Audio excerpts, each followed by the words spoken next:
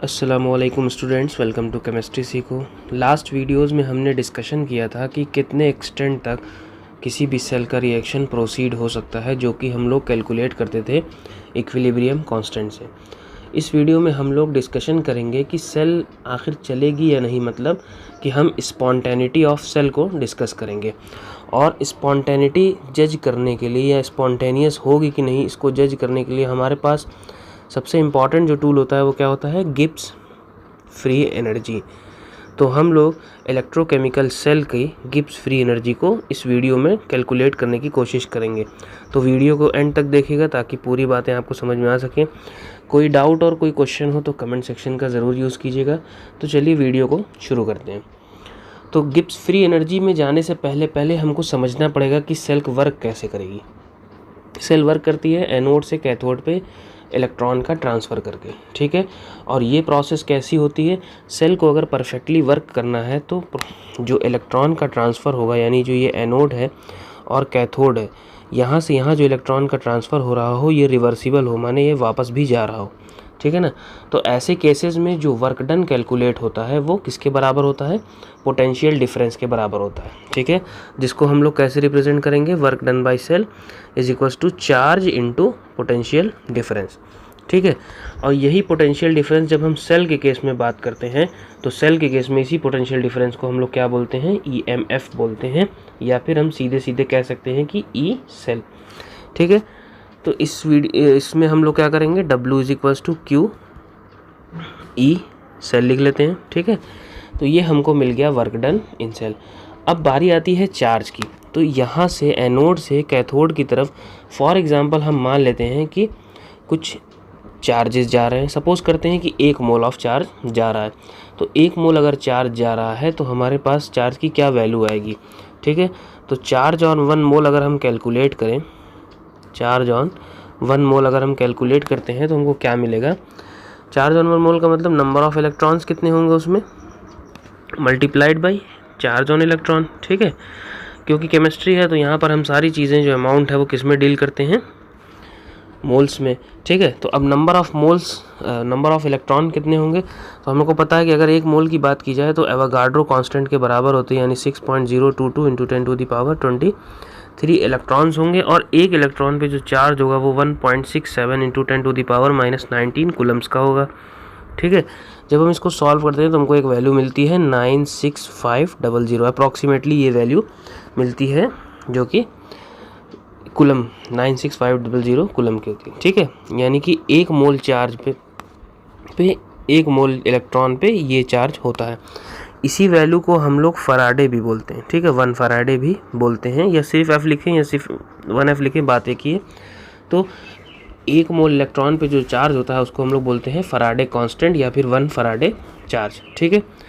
तो अब मान लेते हैं कि यहाँ से एनोड से कैथोड पे यहाँ से n moles of electron transfer हो रहे हैं। तो n moles of electron transfer हो रहे हैं तो उस पर चार्ज क्या हो जाएगा, NF।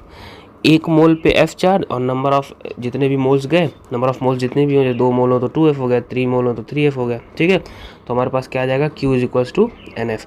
तो इस वैल्यू को हम लोग पुट करेंगे, इसको हम सेकंड इक्वेशन बना लेते हैं, इसको फर्स्ट बना लेते हैं, ठीक है। तो हम इस वैल्यू को अगर हम फर्स्ट में पुट करें तो from equation first and second तो हमको क्या मिल जाएगा, हमको मिल जाएगा W is equals to NFE cell, ठीक है। ये जो होगा वर्क डन होगा सेल के ज़रिए, ठीक है, मतलब जो सेल इतना वर्क करेगी इलेक्ट्रॉन को ट्रांसफ़र करने के लिए। अब जैसा हमने प्रीवियसली बताया कि सेल को कंटिन्यूअस चलने के लिए ये प्रोसेस कैसी होनी चाहिए, रिवर्सिबल होनी चाहिए, ठीक है। मतलब मैक्सिमम वर्क अगर हमको सेल से निकालना है, इलेक्ट्रोकेमिकल सेल में गैल्वानिक सेल से निकालना है, तो हमको चार्ज जो है रिवर्सिबल होना चाहिए और रिवर्सिबल वर्क डन होना चाहिए। तो इसका मतलब ये हुआ कि ये जो वर्क है ये किसके बराबर होगा, ये निगेटिव गिब्स एनर्जी के बराबर हो जाएगा, ठीक है ना। और जो वर्क डन हो रहा है, अगर हमको रिवर्सिबल वर्क डन करना है तो ये किसके इक्वल हो जाता है, डिक्रीज इन गिब्स एनर्जी के, और हमको ये इक्वेशन मिल जाता है delta G is equals to negative of NFE cell, ठीक है। अब इसकी क्या सिग्निफिकेंस है, इसका ये सिग्निफिकेंस है कि अगर सेल को वर्क करना है तो डेल्टा G का निगेटिव होना कंपलसरी है, ठीक है ना। डेल्टा जी अगर निगेटिव होगी तभी वो सेल वर्क करेगी। या फिर अगर हम बात करें इसी में एक और पर्सपेक्टिव की, तो ई सेल यानी ईएमएफ ऑफ सेल, अगर ईएमएफ ऑफ सेल निगेटिव मिलता है, अगर ईएमएफ ऑफ सेल निगेटिव मिलता है तो क्या होगा, तो जो हमारा डेल्टा जी है वो पॉजिटिव हो जाएगा। तो अगेन इस केस में हमारा सेल का वर्क करना बंद हो जाएगा, ठीक है ना, क्योंकि जब ये भी वैल्यू माइनस ये भी वैल्यू माइनस दोनों वैल्यू प्लस में आ जाएगी तो डेल्टा जी पॉजिटिव हो जाता है। तो इस ऐसे केसेस जब आते हैं ना तो सेल वर्क करना बंद कर देती है। तो यहाँ पर डेल्टा जी की वैल्यू निगेटिव होना कंपलसरी है। और यही रिएक्शंस अगर स्टैंडर्ड कंडीशन में हो रहे हों, अगर यही सारे प्रोसेस जो है, प्रोसेस किस में हो रही हो, स्टैंडर्ड कंडीशन में। अगेन स्टैंडर्ड कंडीशन का मतलब टेम्परेचर हमारा 298 केल्विन हो और हमारा प्रेशर जो हो 1 एटमॉस्फेरिक हो और कंसंट्रेशन जो है हमारा 1 m हो। तो ऐसे केस में क्या होगा, ये जो डेल्टा जी होगी ये डेल्टा जी नॉट हो जाएगी और यहाँ negative F E naught of cell हम लिखेंगे, ठीक है। बस बेसिकली इसको हम क्या बोल देंगे, स्टैंडर्ड गिव्स एनर्जी। तो ये हमारा आ जाता है सेल को जज करने के लिए कि सेल वर्क करेगी या नहीं करेगी। तो डेल्टा जी का निगेटिव होना कंपलसरी हो जाता है फॉर ए वर्किंग सेल, या सेल जो है वर्क कर रही हो सही से, ठीक है। हम इससे चाहें तो डेल्टा जी का इस्तेमाल करके हम एक्सटेंट ऑफ रिएक्शन भी निकाल सकते हैं सेल का। कहने का मतलब यह है कि हम यहाँ से पता लगा सकते हैं कि किस एक्सटेंट तक सेल का रिएक्शन जाएगा।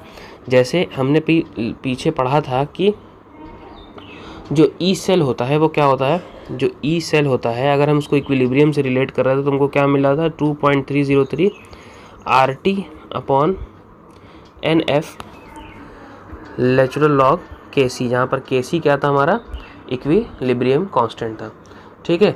तो यहाँ पे हम अगर इस वैल्यू को अगर हम इसमें पुट कर दें यानी डेल्टा जी में पुट कर दें तो हमको क्या मिलेगा, तो delta G is equals to negative NF। अब यहाँ ई सेल का ये ई नॉट से स्टैंडर्ड कंडीशन तो ई नॉट, ठीक है। तो अभी हम ई सेल की वैल्यू मान रहे हैं तो यहाँ पे 2.303 RT/NF natural log KC। NF से NF कैंसिल आउट हो जाएगा तो हमको डेल्टा जी अगेन क्या मिल जाएगा, -2.303 RT नेचुरल लॉग KC, ठीक है। तो इससे हम लोग ये भी एक्सटेंट ऑफ रिएक्शन या एक्सटेंट ऑफ सेल रिएक्शन को भी जज कर सकते हैं, ठीक है ना। Extent of cell reaction can also be judged, ठीक है। तो ये था हमारा इक्वेशन डेल्टा जी के लिए। अब ये बेसिकली हमको एकदम क्लियर कट वैल्यूज़ में बता देगा कि हमारा जो सेल चलेगी या नहीं चलेगी। सेल चलने का मतलब कि सेल वर्क करेगी या नहीं करेगी। चलने का मतलब ये नहीं कि वो पैदल चलने लगे, चलने का मतलब ये कि वो वर्क करे, वो करंट का आउटपुट दे रही है कि नहीं दे रही है, ठीक है, वोल्टेज का आउटपुट दे रही है कि नहीं दे रही है, इसको हम लोग इससे जज करते हैं। तो इस वीडियो में बस इतना ही। अगर कोई डाउट हो या कोई क्वेश्चन हो तो कमेंट सेक्शन का ज़रूर यूज़ कीजिएगा। Thank you.